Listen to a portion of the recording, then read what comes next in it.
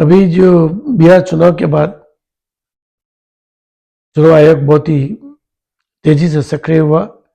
लगभग 10 राज्यों में एसआईआर की घोषणा की।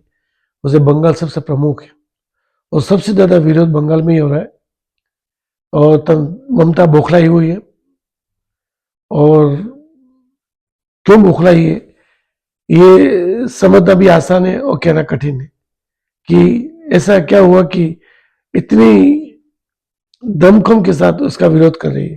फिर भी एसआईआर तो होगा ही, होना ही है। जैसे बिहार में हुआ ऐसा प्रत्येक राज्य में होगा। मगर यहां पर कांग्रेस को थोड़ा संयम रखना चाहिए। कांग्रेस भारतीय जनता पार्टी पर आरोप लगा रही है कि वो किसी भी तरह बंगाल की सत्ता चाहती है। प्रत्येक पार्टी सत्ता चाहती है, इसमें कोई शक नहीं है। वह कांग्रेस के लिए बंगाल का चुनाव एक बहुत बड़ी अवसर है, बहुत बड़ा अवसर है। अगर कांग्रेस चाहे तो इस आपदा को अवसर में बदल सकती है। अवसर क्या होगा कि कांग्रेस का जो वोट शेयर लगभग 0 पे पहुंच चुका है बंगाल में, अगर वो चाहे इस बार तो 5 से 10% तक पहुंच सकता है। और ऐसा होता है तो ये बहुत बड़ी उपलब्धि होगी कांग्रेस के लिए। हालांकि इससे फायदा भारतीय जनता पार्टी को होगा। हो सकता है इस 10% कांग्रेस के मतदान से, कांग्रेस के वोट शेयर से भारतीय जनता पार्टी को लाभ मिले और भारतीय जनता पार्टी सत्ता पे आ जाए, ममता बनर्जी सरकार चुनाव हार जाए। मगर इससे कांग्रेस को बहुत ही लाभ होगा। खोई हुई भूमि कांग्रेस को फिर से मिल सकती है। इसे अगर कांग्रेस के थिंक टैंक में थोड़ी समझदारी, थोड़ी सूझबूझ भी है तो बंगाल का चुनाव अकेले अपने दम पर लड़े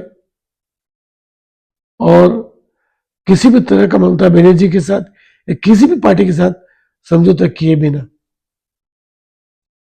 देखेंगे कांग्रेस को बहुत लाभ होगा।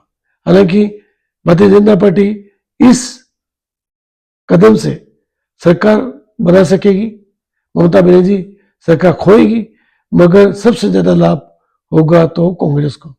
एक खोई हुई भूमि उसे वापस मिलेगी और शनै शनै एक सशक्त पार्टी के रूप में कांग्रेस बंगाल में उभर सकती है।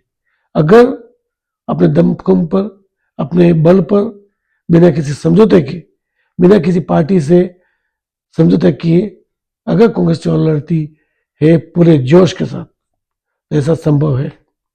देखते हैं कांग्रेस कितना दमखम दिखाती है, कांग्रेस का थिंक टैंक क्या सोचता है। आत्मघाती निर्णय या प्रगतिशील निर्णय, ये देखना होगा। आज के इतना ही। धन्यवाद। जय भारत, वंदे मातरम। चैनल को सब्सक्राइब अवश्य कीजिए। धन्यवाद।